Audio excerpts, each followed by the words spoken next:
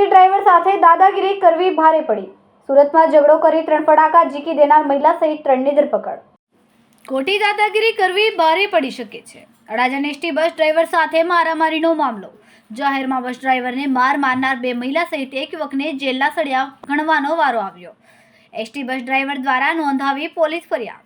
અડાજણ પોલીસે ફરજ રૂકાવટ અને મારામારીની નોંધી ફરિયાદ. પોલીસે 2 મહિલા સહિત 3 લોકોની ધરપકડ કરી. 2 દિવસ પહેલા જ એસટી બસ ડ્રાઈવર સાથે જાહેરમાં મારામારી કરી હતી.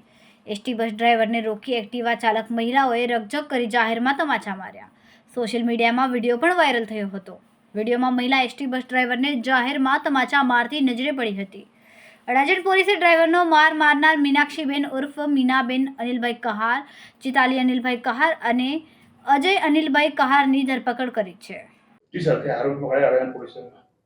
અડાજણ પોલીસ સ્ટેશનમાં એક સિટી બસના ડ્રાઈવર સાથે માથાકૂટ થયેલાનો બનાવ બનેલ છે. એની અંદર 2 બહેનો છે લેડીઝ અને એક જેન્ટ્સ છે. એ લોકો એક બેન જે જીતાલી બેન હતા એ પોતે એક્ટિવા ચલાવતા હતા અને બસની આગળથી નીકળ્યા એટલે ડ્રાઈવરે એમને ટોક્યા કે બેન બરોબર ચલાવ.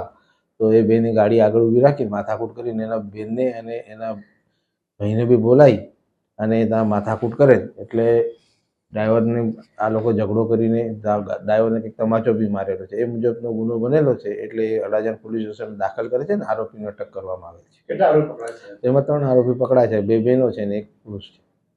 કેમેરામેન સેનિલ વિરાણી સાથે વિશાલ છેઠા, માનવ પ્રભા ન્યૂઝ, સુરત.